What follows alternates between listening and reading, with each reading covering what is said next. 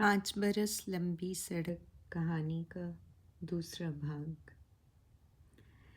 पर किसी चीज़ में उसने डूबकर नहीं देखा था, सिर्फ किनारों से छूकर। और वह सोचता रहा था, शायद डूबना उसका स्वभाव नहीं, या वह चलता है तो एक भार भी उसके साथ चलता है। उसके पैरों को हर जगह कुछ रोक सा लेता है।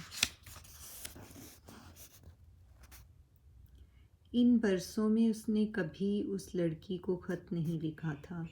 लड़की ने कहा भी इसी तरह था। हर देश की दोस्ती उसने उसी देश में छोड़ दी थी। ये शायद उसका अपना ही स्वभाव था, या इसलिए कि उस लड़की ने कहा था। सिर्फ वापस आते वक्त जब वह अपना सामान पैक कर रहा था, उस स्वेटर को हाथ में पकड़कर वह कितनी तो ये सोचता रहा था कि वे उसे और चीज़ों के साथ पैक कर दे, या उस लड़की की बात रख ले और उसे पहन ले।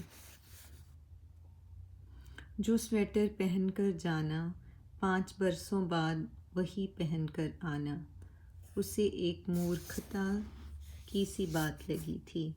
मूर्खता की सी भी, और जज्बाती भी, और एक हद तक झूठी भी। क्योंकि जिस बदन पर ये स्वेटर पहनना था वह उस तरह नहीं था जिस तरह वह लेकर गया था। पर उसने स्वेटर को पैक नहीं किया, गले में डाल लिया। ऐसे जब वह स्वेटर पहनकर शीशे के सामने खड़ा हुआ, उसे आर्ट गैलरियों में बैठे वो आर्टिस्ट याद आ गए जो पुरानी और क्लासिक पेंटिंग्स की हूबहू नकलें तैयार करते हैं। और स्वेटर पहनकर उसे लगा उसने भी अपनी एक नकल तैयार कर ली थी। इस नकल से वह शर्मिंदा नहीं था, सिर्फ इस नकल पर वह हंस रहा था। माँ को वह सब कुछ याद था जो कभी उसे अच्छा लगता था, लेकिन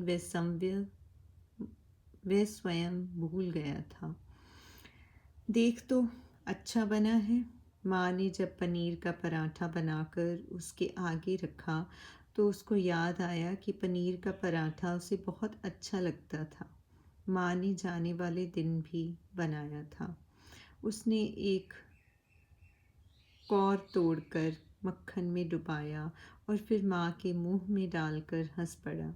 वहाँ लोग पनीर तो बहुत खाते हैं, पर पनीर का पराठा कोई नहीं बनाता। ये छुटपन से उसकी आदतें थी। जब वह बड़ा रौ में होता था, रोटी का पहला कौर तोड़कर माँ के मुंह में डाल देता था। तू 7 विलायत घूमकर भी वही का वही है, माँ के मुंह से निकला और उसकी आंखों में पानी भर गया। भरी आंखों से वे कह रही थी, तू आया है, सब कुछ फिर उसी तरह हो गया है।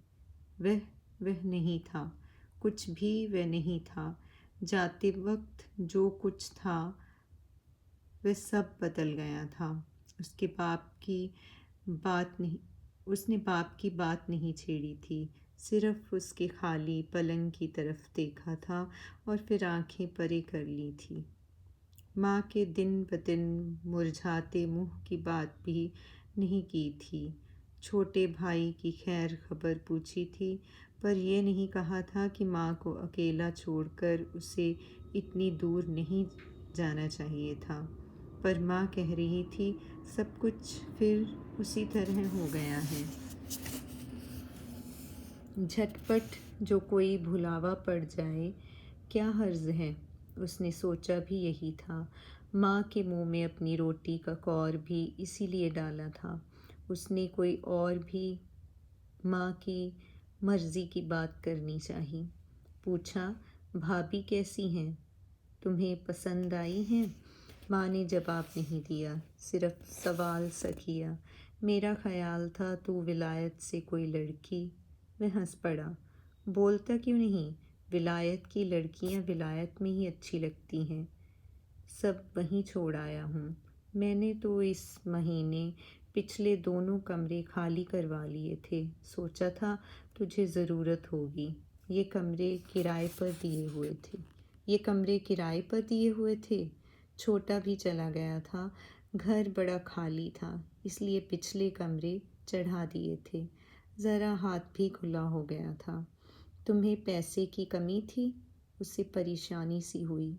नहीं, हर हाथ में 4 पैसे हों तो अच्छा होता है।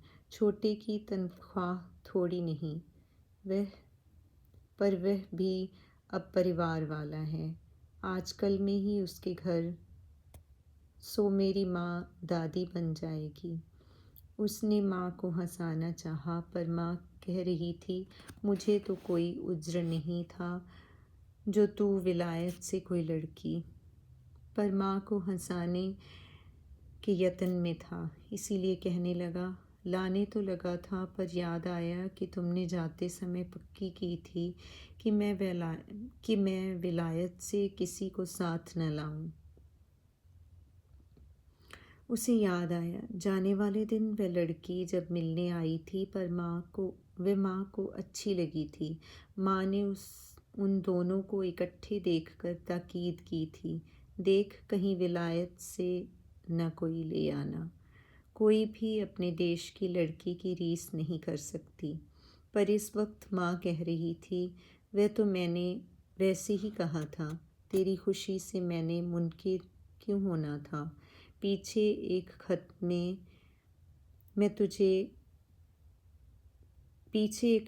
में मैंने तुझे लिखा भी था कि जो तेरा जी चाहता हो।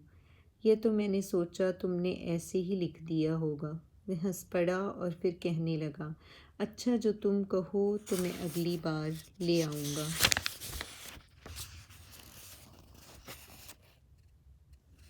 तू फिर जाएगा? माँ घबरा सी गई। वह भी जो तुम कहो, नहीं तो नहीं। उसे लगा उसे आते ही जाने की बात नहीं करनी चाहिए थी। आते वक्त उसे एक यूनिवर्सिटी से एक नौकरी ऑफर हुई थी, पर वह इतने बरसों बाद एक बार वापस आना चाहता था, चाहे महीनों के लिए ही।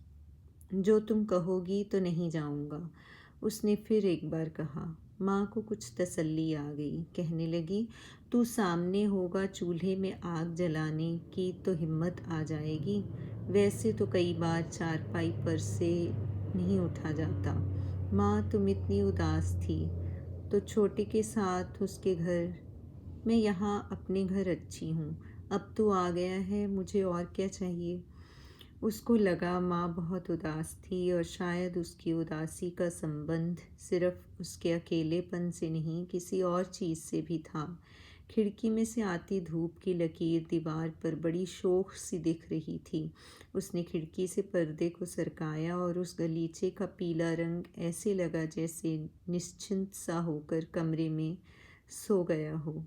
तू थक गया होगा, कुछ सो ले, माँ ने कहा, और मेज़ पर से प्लेटें उठाकर कमरे से जाने लगी। नहीं, मुझे नींद नहीं आ रही, उसने हल्का सा झूठ बोला और कहा, मैं तुम्हारे लिए 1-2 चीज़ें लाया हूँ, देखूँ पूरी आती हैं कि नहीं। उसने सूटकेस खोला। एक गर्म काली ऊन की शाल थी, पंखों जैसी हल्की। माँ के कंधों पर डालकर कहने लगा, ये जाड़े की चीज़ है, पर 1 मिनट अपने ऊपर ओढ़कर दिखाओ, ये तुम्हें अच्छी लगेगी। फिर उसने फर के स्लीपर निकाले, माँ के पैरों में पहनाकर कहने लगा, देखो कितने पूरे आए हैं। मुझे डर था छोटे ना हों। इस उम्र में मुझे अच्छे लगेंगे। माँ की आंखों में पानी सा भर आया था। वह माँ का ध्यान बटाने के लिए और चीज़ें दिखाने लगा।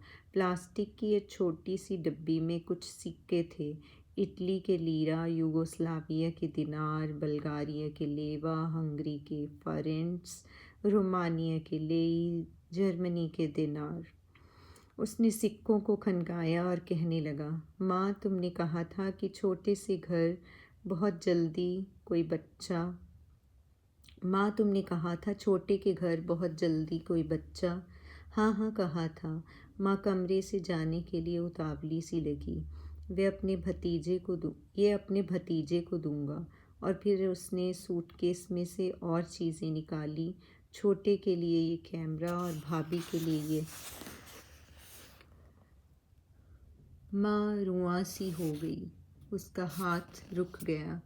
माँ क्या बात है, तुम मुझे बताती क्यों नहीं? माँ चुप थी। उसने माँ के कंधे पर हाथ रखा। माँ को कोई कहीं कसूरवार लगता था, पता नहीं कौन, और सोच सोच कर उसे अपना मुँह ही कसूरवार लगने लगा था। उसने एक विवशता से उसकी तरफ देखा। माँ, तुम कुछ बताना चाहती हो पर बताती नहीं। वह लड़की, कौन सी लड़की? जो तुझे उस दिन मिलने आई थी, जिसने तेरे लिए एक स्वेटर। हाँ, क्या हुआ उस लड़की को? उसने छोटे के साथ ब्याह कर लिया है। माँ के कंधे पर रखा हुआ उसका हाथ कस सा गया।